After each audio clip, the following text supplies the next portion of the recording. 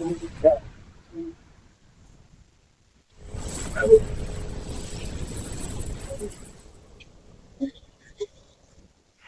Everyone, welcome back to my YouTube channel. दोस्तों, उम्मीद करते हैं आप सब बहुत अच्छे होंगे और अपनी पढ़ाई में व्यस्त होंगे। तो आज के इस वीडियो में हम लोग लुसेंट से भारतीय अर्थव्यवस्था के चैप्टर को स्टार्ट करने वाले हैं, जिसमें हम लोग आज भारतीय अर्थव्यवस्था के महत्वपूर्ण पहलू के एमसीक्यूज देखने वाले हैं। तो आइए शुरुआत करते हैं अपने पहले क्वेश्चन के साथ। पहला क्वेश्चन है, भारतीय अर्थव्यवस्था कैसी अर्थव्यवस्था है? पूंजीवादी अर्थव्यवस्था, साम्यवादी अर्थव्यवस्था, स्वतंत्र अर्थव्यवस्था या मिश्रित अर्थव्यवस्था? तो भारतीय अर्थव्यवस्था कैसी अर्थव्यवस्था है? तो जैसा हम सभी जानते हैं कि भारतीय अर्थव्यवस्था एक मिश्रित अर्थव्यवस्था है। ऑप्शन डी सही आंसर है। अगला क्वेश्चन है, मिश्रित अर्थव्यवस्था का क्या अभिप्राय है? अर्थव्यवस्था में कृषि और उद्योग दोनों को बढ़ावा देना, सरकारी एवं निजी क्षेत्र का सह अस्तित्व, अमीर एवं गरीब का सह अस्तित्व या छोटे और बड़े उद्योगों का सह अस्तित्व? तो मिश्रित अर्थव्यवस्था का अभिप्राय क्या होता है? सरकारी एवं निजी क्षेत्र का सह अस्तित्व मिश्रित अर्थव्यवस्था का अभिप्राय होता है। आर्थिक विकास के दृष्टिकोण से भारत की गिनती होती है पिछड़े राष्ट्र के रूप में, विकसित राष्ट्र के रूप में, विकासशील राष्ट्र के रूप में या अर्धविकसित राष्ट्र के रूप में। तो आर्थिक विकास के दृष्टिकोण से भारत की गिनती किसमें होती है? तो विकासशील राष्ट्र के रूप में भारत की गिनती होती है। अगला क्वेश्चन देखते हैं, भारतीय अर्थव्यवस्था का कौन सा क्षेत्र सकल राष्ट्रीय उत्पाद में सबसे अधिक योगदान करता है? भारतीय अर्थव्यवस्था का कौन सा क्षेत्र सकल राष्ट्रीय उत्पाद में सबसे अधिक योगदान करता है? प्राथमिक क्षेत्र, द्वितीय क्षेत्र, तृतीय क्षेत्र या सार्वजनिक क्षेत्र? तो भारतीय अर्थव्यवस्था का कौन सा क्षेत्र सकल राष्ट्रीय उत्पाद में सबसे अधिक योगदान करता है? तो क्वेश्चन नंबर 4 का सही आंसर हो जाएगा तृतीय क्षेत्र।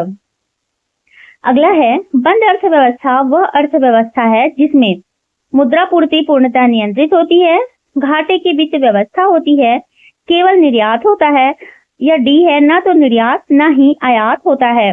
तो बंद अर्थव्यवस्था या क्लोज्ड इकोनॉमी किसे कहते हैं? तो बंद अर्थव्यवस्था वह अर्थव्यवस्था होती है जिसमें ना तो निर्यात किया जाता है और न ही आयात होता है। तो बंद अर्थव्यवस्था का सही आंसर हो जाएगा ऑप्शन डी, ना तो निर्यात ना ही आयात बंद अर्थव्यवस्था कहलाती है। क्वेश्चन नंबर 6 है, भारत की कुल श्रम शक्ति का लगभग कितना भाग कृषि में लगा हुआ है? 48%, 50%, 54% या 64%? तो क्वेश्चन नंबर 6 का सही आंसर हो जाएगा 54%। भारत की कुल श्रम शक्ति का लगभग 54% भाग कृषि में लगा हुआ है। क्वेश्चन नंबर 7 है, भारत में अधिकतर बेरोजगारी है तकनीकी, चक्रीय, घर्षणात्मक या संरचनात्मक? तो भारत में अधिकतर बेरोजगारी कैसी बेरोजगारी है? तो संरचनात्मक बेरोजगारी है। अगले क्वेश्चन में आते हैं, भारत में बेरोजगारी के आंकड़े एकत्रित एवं प्रकाशित करता है? योजना आयोग करता है, वित्त आयोग, NSSO या UNO? तो भारत में बेरोजगारी के आंकड़े एकत्रित और प्रकाशित कौन करता है? तो क्वेश्चन नंबर 8 का सही आंसर हो जाएगा NSSO। भारत में बेरोजगारी के आंकड़े एकत्रित और प्रकाशित करने वाली संस्था का नाम है NSSO। ऑप्शन सी सही आंसर है। भारत में बेरोजगारी की किस्म पाई जाती है? भारत में किस प्रकार की बेरोजगारी पाई जाती है? ग्रामीण अल्प बेरोजगारी, चक्रीय बेरोजगारी, संरचनात्मक बेरोजगारी या डी है इनमें से सभी? तो भारत में ये इन तीनों प्रकार की बेरोजगारी पाई जाती है, ग्रामीण अल्प बेरोजगारी, चक्रीय बेरोजगारी, संरचनात्मक बेरोजगारी।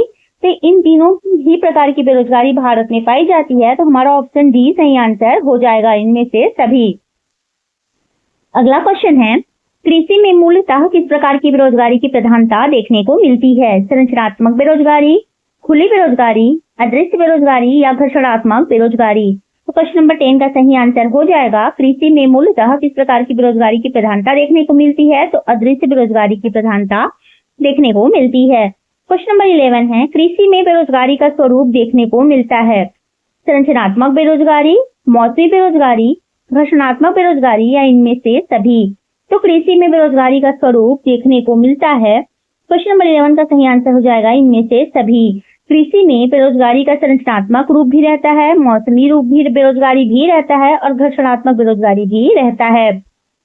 अगला क्वेश्चन है, प्रच्छन्न बेरोजगारी का अर्थ क्या है?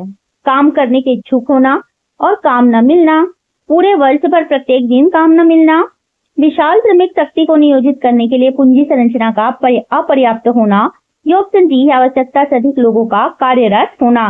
तो क्वेश्चन नंबर 12 का सही आंसर हो जाएगा प्रच्छन्न बेरोजगारी का अर्थ होता है आवश्यकता से अधिक लोगों का कार्यरत होना। प्रच्छन्न बेरोजगारी का अर्थ होता है आवश्यकता से अधिक लोगों का कार्यरत होना। क्वेश्चन नंबर 13 है, भारत में ग्रामीण क्षेत्रों में कौन सी बेरोजगारी सर्वाधिक पाई जाती है? मौसमी बेरोजगारी पाई जाती है, अदृश्य बेरोजगारी, उपर्युक्त दोनों, या इनमें से कोई नहीं। तो क्वेश्चन नंबर 13 का सही आंसर हो जाएगा उपर्युक्त दोनों। भारत में ग्रामीण क्षेत्रों में कौन सी बेरोजगारी पाई जाती है? तो मौसमी बेरोजगारी और अदृश्य बेरोजगारी, इन दोनों की प्रधानता भारत के ग्रामीण क्षेत्रों में पाई जाती है। तो ऑप्शन सी हमारा सही आंसर हो जाएगा। अगला क्वेश्चन है, वर्तमान समय में देश में किस प्रकार की बेरोजगारी की समस्या बहुत गंभीर समस्या बनी हुई है? ग्रामीण बेरोजगारी की, शहरी बेरोजगारी, शिक्षित बेरोजगारी, या खुली बेरोजगारी? तो वर्तमान समय में देश में किस प्रकार की बेरोजगारी की समस्या बहुत गंभीर समस्या बनी हुई है? तो ऑप्शन सी सही आंसर हो जाएगा शिक्षित बेरोजगारी की। अगला क्वेश्चन है, राष्ट्रीय ग्रामीण विकास संस्थान कहाँ अवस्थित है? राष्ट्रीय ग्रामीण विकास संस्थान कहाँ अवस्थित है? शिमला, हैदराबाद, पटना, या नई दिल्ली? तो राष्ट्रीय ग्रामीण विकास संस्थान कहाँ स्थित है? ऑप्शन बी सही आंसर हो जाएगा हैदराबाद में। राष्ट्रीय ग्रामीण विकास संस्थान हैदराबाद में स्थित है। ऑप्शन बी हमारा सही आंसर हो जाएगा। बढ़ते हैं अगले क्वेश्चन की ओर। क्वेश्चन नंबर 16 में आते हैं, संरचनात्मक बेरोजगारी का कारण है अविस्फीति की अवस्था, भारी उद्योगों की अभिनति, कच्चे माल की कमी, या अपर्याप्त उत्पादन क्षमता? तो संरचनात्मक बेरोजगारी का क्या कारण है? तो क्वेश्चन नंबर 16 का सही आंसर हो जाएगा अपर्याप्त उत्पादन क्षमता। संरचनात्मक बेरोजगारी का कारण है अपर्याप्त उत्पादन क्षमता। अगला क्वेश्चन है, वैश्वीकरण का अर्थ है, वैश्वीकरण का अर्थ क्या होता है? अर्थव्यवस्था का एकीकरण, वित्तीय बाजार का एकीकरण, घरेलू अर्थव्यवस्था का वैश्विक अर्थव्यवस्था के साथ एकीकरण, या अर्थव्यवस्था के विभिन्न खंडों का एकीकरण? तो वैश्वीकरण का अर्थ क्या होता है? तो वैश्वीकरण का अर्थ होता है घरेलू अर्थव्यवस्था का वैश्विक अर्थव्यवस्था के साथ एकीकरण को ही वैश्वीकरण कहा जाता है, ग्लोबलाइजेशन कहा जाता है। घरेलू अर्थव्यवस्था का वैश्विक अर्थव्यवस्था के साथ एकीकरण को ही वैश्वीकरण कहा जाता है। क्वेश्चन नंबर 18 में आते हैं, योजना आयोग गरीबी रेखा का निर्धारण पोषण आवश्यकताओं के आधार पर निर्धारित करता है। इसके अनुसार ग्रामीण क्षेत्रों में 2400 कैलोरी प्रतिदिन से कम प्राप्त करने वाले लोग गरीबी रेखा के नीचे माने जाते हैं। नगरीय क्षेत्रों के लिए कैलोरी अंतर्ग्रहण है। ग्रामीण क्षेत्रों में 2400 कैलोरी प्रतिदिन से कम प्राप्त करने वाले लोगों को गरीबी रेखा के नीचे रखा जाता है। तो नगरीय क्षेत्रों में यह कैलोरी कितनी होनी चाहिए? तो क्वेश्चन नंबर 18 का सही आंसर है 2100 कैलोरी। ग्रामीण क्षेत्रों के लिए 2400 कैलोरी और शहरी क्षेत्रों के लिए, नगरीय क्षेत्रों के लिए 2100 कैलोरी, ध्यान में रखिएगा। चलिए आगे बढ़ते हैं। योजना आयोग किसके सर्वेक्षणों के आधार पर निर्धनता रेखा के नीचे के लोगों का आकलन करता है? योजना आयोग किसके सर्वेक्षणों के आधार पर निर्धनता रेखा के नीचे के लोगों का आकलन करता है? राष्ट्रीय नमूना सर्वेक्षण संगठन, केंद्रीय सांख्यिकी संगठन, भारतीय रिजर्व बैंक, या विश्व बैंक? तो योजना आयोग किसके सर्वेक्षणों के आधार पर निर्धनता रेखा के नीचे के लोगों का आकलन करता है? तो क्वेश्चन नंबर 19 का सही आंसर हो जाएगा राष्ट्रीय नमूना सर्वेक्षण संगठन। ऑप्शन ए सही आंसर है। अगला क्वेश्चन है, राज्य एवं राष्ट्रीय स्तर पर गरीबी का अनुमान लगाने के लिए योजना आयोग किसके सूत्र का प्रयोग करता है? जांडेकर यमरथ, बी.एस. मिन्हास, डी.टी. लाकड़वाला, या पी.के. वर्धन? तो राज्य एवं राष्ट्रीय स्तर पर गरीबी का अनुमान लगाने के लिए योजना आयोग किसके सूत्र का प्रयोग करता है? तो डी.टी. लाकड़वाला का। ऑप्शन सी सही आंसर हो जाएगा। क्वेश्चन नंबर 21 है, अंत्योदय कार्यक्रम का उद्देश्य था। अंत्योदय कार्यक्रम का उद्देश्य क्या था? शहरी गरीबी दूर करना, अल्पसंख्यक को उन्नत करना, अनुसूचित जातियों के जीवन स्तर में सुधार करना, और गरीबों में सबसे अधिक गरीब की मदद करना। तो क्वेश्चन नंबर 21 का सही आंसर हो जाएगा ऑप्शन डी, गरीबों में सबसे अधिक गरीब की मदद करना अंत्योदय कार्यक्रम का मुख्य उद्देश्य था। अगला क्वेश्चन है, कुटीर ज्योति योजना संबंधित है। कुटीर ज्योति योजना किससे संबंधित है? ग्रामीण क्षेत्रों में कुटीर उद्योगों को प्रोत्साहन देने से, ग्रामीण क्षेत्रों में बेरोजगारों को रोजगार प्रदान करने से, ग्रामीण क्षेत्रों में गरीबी रेखा से नीचे जीवन यापन करने वाले परिवारों को विद्युत सुविधा उपलब्ध कराने से। ये ऑप्शन डी है, सभी, उपर्युक्त सभी। तो कुटीर ज्योति योजना का किससे संबंधित है? तो ग्रामीण क्षेत्रों में गरीबी रेखा से नीचे जीवन यापन करने वाले परिवारों को विद्युत सुविधा उपलब्ध कराने से कुटीर ज्योति योजना संबंधित है। अगला है, गरीबी रेखा के नीचे जनसंख्या का न्यूनतम प्रतिशत अंकित है। गरीबी रेखा के नीचे जनसंख्या का न्यूनतम प्रतिशत अंकित है जम्मू और कश्मीर में, पंजाब में, हरियाणा में या गोवा में। तो गरीबी रेखा के नीचे जनसंख्या का न्यूनतम प्रतिशत कहाँ अंकित है? तो क्वेश्चन नंबर 23 का सही आंसर हो जाएगा ऑप्शन डी, सही आंसर है गोवा में। निम्नलिखित में से किस राज्य को अत्यधिक कुपोषण के कारण भारत का इथोपिया कहा जाता है? किस राज्य को अत्यधिक कुपोषण के कारण भारत का इथोपिया कहा जाता है? बिहार को, मध्य प्रदेश को, झारखंड को या उड़ीसा को? तो किस राज्य को अत्यधिक कुपोषण के कारण भारत का इथोपिया कहा जाता है? तो ऑप्शन बी हमारा सही आंसर हो जाएगा, मध्य प्रदेश को भारत का इथोपिया कहा जाता है। और किस वजह से कहा जाता है? तो अत्यधिक कुपोषण के कारण कहा जाता है। निम्नलिखित में से कौन सा सूचकांक भारत में गरीबी की तीव्रता की माप के लिए सबसे उपयुक्त है? मानव विकास सूचकांक, लिंग असमानता सूचकांक, मानव गरीबी सूचकांक या बहुआयामी गरीबी सूचकांक? क्वेश्चन नंबर 25 का सही आंसर हो जाएगा बहुआयामी गरीबी सूचकांक। कौन से सूचकांक भारत में गरीबी की तीव्रता की माप के लिए सबसे उपयुक्त है? तो बहुआयामी गरीबी सूचकांक। बढ़ते हैं अगले क्वेश्चन की ओर। निम्नलिखित में से कौन सा कार्यक्रम ग्रामीण भारत में गरीबी दूर करने हेतु था? IRDP, ट्राइसम, NREP या उपर्युक्त सभी? तो क्वेश्चन नंबर 26 का सही आंसर हो जाएगा उपर्युक्त सभी। ऑप्शन डी हमारा सही आंसर है। क्वेश्चन नंबर 27 है, कथन ए है भारत में नगरीय गरीबी की जड़ें ग्रामीण क्षेत्रों में निहित है और कारण है ग्रामीण क्षेत्रों में शिक्षा का स्तर नीचा है। इसके कूट भी देख लेते हैं। नीचे दिए गए कूट से सही उत्तर चुनिए। ए है, ए और आर दोनों सही हैं तथा आर ए की सही व्याख्या करता है। बी है, ए और आर दोनों सही हैं परंतु आर ए की सही व्याख्या नहीं करता है। सी है, ए सही है परंतु आर गलत है। और डी है, ए गलत है परंतु आर सही है। तो एक बार फिर से हम क्वेश्चन पर जाते हैं।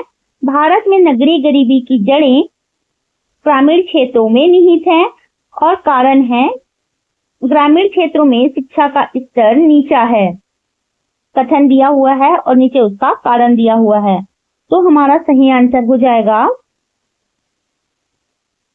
ऑप्शन बी, ए और आर दोनों सही हैं परंतु आर ए की सही व्याख्या नहीं करता है। क्वेश्चन नंबर 28 में आते हैं। वर्ल्ड डेवलपमेंट रिपोर्ट किसका वार्षिक प्रकाशन है? वर्ल्ड डेवलपमेंट रिपोर्ट किसका वार्षिक प्रकाशन है? IBRD, IMF, UNDP या WTO? तो 28 नंबर का क्वेश्चन का सही आंसर हो जाएगा वर्ल्ड डेवलपमेंट रिपोर्ट किसका वार्षिक प्रकाशन है? तो IBRD का। ऑप्शन ए सही आंसर है। मानव विकास सूचकांक HDI किस अर्थशास्त्री की देन है? मानव विकास सूचकांक HDI किस अर्थशास्त्री की देन है? Adam Smith, Amartya Sen, Keynes या महबूब उल हक? तो क्वेश्चन नंबर 29 का सही आंसर हो जाएगा ऑप्शन डी, महबूब उल हक। मानव विकास सूचकांक किस अर्थशास्त्री की देन है? तो महबूब उल हक की देन है। ऑप्शन डी हमारा सही आंसर है। निम्नलिखित में से कौन सा मानव विकास सूचकांक का हिस्सा नहीं है? स्वास्थ्य एवं पोषण, प्रति व्यक्ति आय, जन्म के समय जीवन प्रत्याशा या सकल नाम निवेश दर? तो क्वेश्चन नंबर 30 का सही आंसर हो जाएगा कौन सा मानव विकास सूचकांक का हिस्सा नहीं है? तो सकल नाम निवेश दर मानव विकास सूचकांक का हिस्सा नहीं है। तो क्वेश्चन नंबर 30 का सही आंसर है ऑप्शन डी। 31 नंबर का क्वेश्चन है, मानव विकास सूचकांक का आधार क्या है? मानव विकास सूचकांक का आधार क्या है? स्वास्थ्य, शिक्षा, रोजगार और जीवन स्तर, स्वास्थ्य, शिक्षा, रोजगार, स्वास्थ्य, शिक्षा, जीवन स्तर या शिक्षा, रोजगार, जीवन स्तर। तो 31 नंबर का आंसर का सही क्वेश्चन का सही आंसर हो जाएगा स्वास्थ्य, शिक्षा, जीवन स्तर। मानव विकास सूचकांक का आधार है स्वास्थ्य, शिक्षा और जीवन स्तर। ऑप्शन सी सही आंसर है। क्वेश्चन नंबर 32 है, राज्य स्तरीय मानव विकास रिपोर्ट जारी करने वाला प्रथम राज्य है केरल, राजस्थान, मध्य प्रदेश या उत्तर प्रदेश। तो राज्य स्तरीय मानव विकास रिपोर्ट जारी करने वाला प्रथम राज्य कौन सा है? तो ऑप्शन सी सही आंसर हो जाएगा मध्य प्रदेश। संयुक्त क्वेश्चन नंबर 33 है, संयुक्त राष्ट्र विकास कार्यक्रम यूएनडीपी की मानव विकास रिपोर्ट की तर्ज पर भारत की पहली मानव विकास रिपोर्ट कब जारी किया गया? अप्रैल 2000 में, अप्रैल 2001 में, अप्रैल 2002 में या अप्रैल 2003 में? तो संयुक्त राष्ट्र विकास कार्यक्रम की मानव विकास रिपोर्ट की तर्ज पर भारत की पहली मानव विकास रिपोर्ट कब जारी किया गया? तो अप्रैल 2002 में जारी किया गया था। क्वेश्चन नंबर 34 है, यूएनडीपी की मानव विकास रिपोर्ट में भारत को किस श्रेणी में रखा गया है? उच्च मानव विकास श्रेणी, मध्यम मानव विकास श्रेणी, निम्न मानव विकास श्रेणी या अति निम्न मानव विकास श्रेणी? क्वेश्चन नंबर 34 का सही आंसर हो जाएगा यूएनडीपी की मानव विकास रिपोर्ट में भारत को किस श्रेणी में रखा गया है? तो मध्यम मानव विकास श्रेणी की श्रेणी में रखा गया है।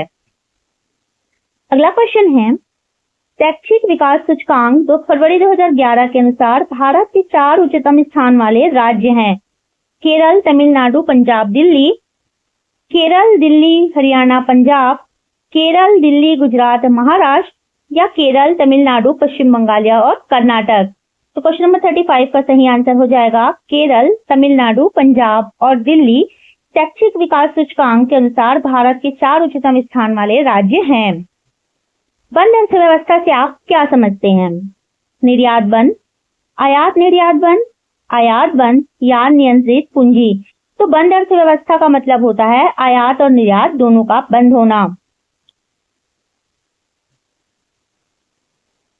प्रचंड बेरोजगारी एक विशेषता है उद्योग की, व्यापार की, कृषि की या यातायात की? तो प्रचंड बेरोजगारी एक विशेषता है, किसकी विशेषता है? तो कृषि की विशेषता है। प्रचंड बेरोजगारी कृषि की एक विशेषता है। किसी देश का आर्थिक विकास निर्भर किस पर करता है? प्राकृतिक संसाधन, पूंजी निर्माण, बाजार का आकार या उपर्युक्त सभी? तो किसी देश का आर्थिक विकास निर्भर किस पर करता है?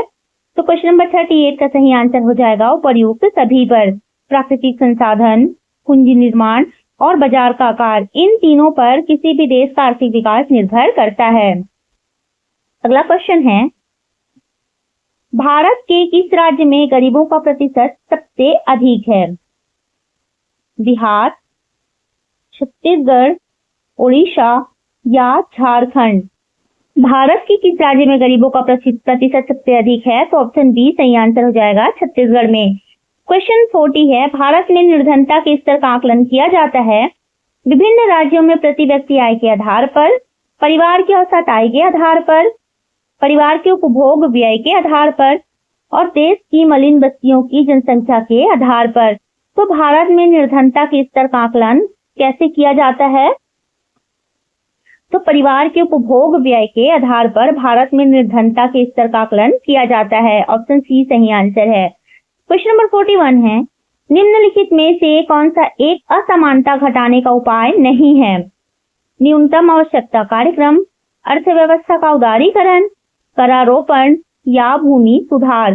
तो कौन सा एक असमानता घटाने का उपाय नहीं है? तो क्वेश्चन नंबर 41 का सही आंसर हो जाएगा अर्थव्यवस्था का उदारीकरण। ऑप्शन बी सही आंसर हो जाएगा।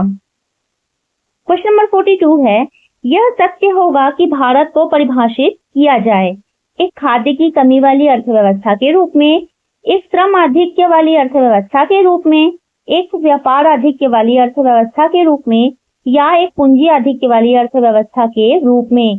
तो क्वेश्चन नंबर 42 का सही आंसर हो जाएगा एक श्रम आधिक्य वाली अर्थव्यवस्था के रूप में भारत को परिभाषित किया जा सकता है। क्वेश्चन नंबर 43 है अल्प विकसित देशों में गरीबी का मुख्य कारण क्या है? स्वैच्छिक निष्क्रियता, आय में असमानता, सांस्कृतिक गतिविधियों का अभाव और लोगों में बुद्धि का अभाव। तो अल्प विकसित देशों में गरीबी का मुख्य कारण क्या है? तो क्वेश्चन नंबर 43 का सही आंसर हो जाएगा आय में असमानता। क्वेश्चन नंबर 44 है हरित सूचकांक किसके द्वारा विकसित किया गया था? विश्व बैंक का पर्यावरणीय सामाजिक सुरक्षित विकास प्रभाग, संयुक्त राष्ट्र पर्यावरण कार्यक्रम या संयुक्त राष्ट्र विकास कार्यक्रम, क्योटो प्रोटोकॉल। तो हरित सूचकांक किसके द्वारा विकसित किया गया था? तो 44 नंबर के क्वेश्चन का सही आंसर हो जाएगा संयुक्त राष्ट्र पर्यावरण कार्यक्रम के द्वारा हरित सूचकांक विकसित किया गया था। ऑप्शन बी हमारा सही आंसर है। निम्नलिखित में से किसके द्वारा भ्रष्टाचार से लड़ाई के लिए नागरिकों की मार्गदर्शिका निकाली गई है?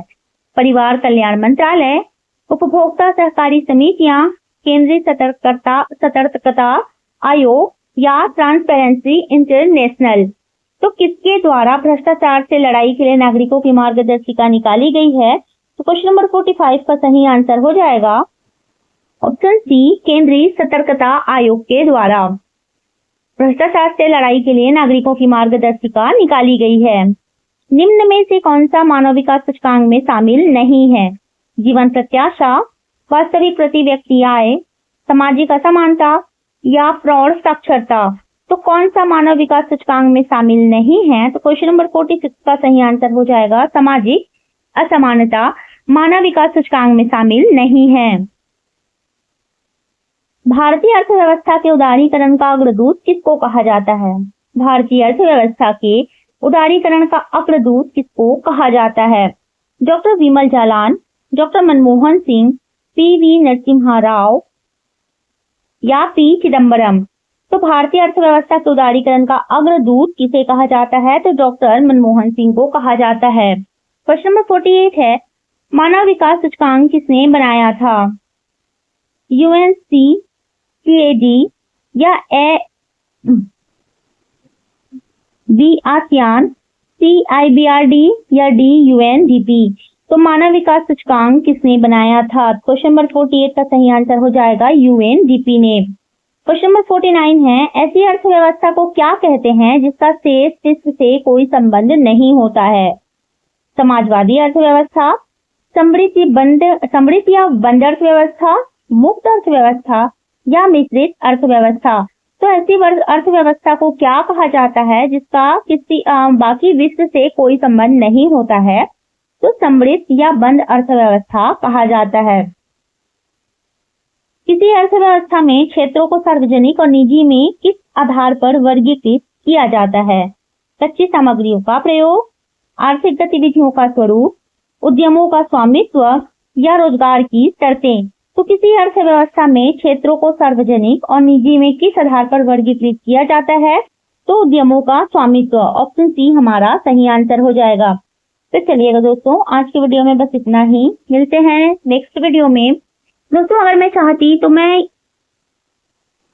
एक वीडियो में एक जो सब्जेक्ट होता है उसको मैं खत्म कर सकती हूँ लंबी वीडियो लाकर, परंतु मुझे अच्छे से पता है कि इतनी लंबी वीडियो 2 घंटे 3 घंटे की वीडियो बहुत मुश्किल हो जाती है देखने में।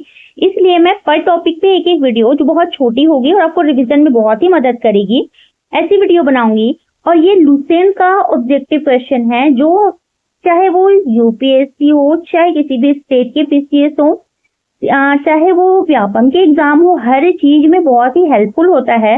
क्योंकि कहा जाता है कि जिसने लुसेंट को पढ़ लिया उससे अधिकारी बनने से कोई नहीं रोक सकता।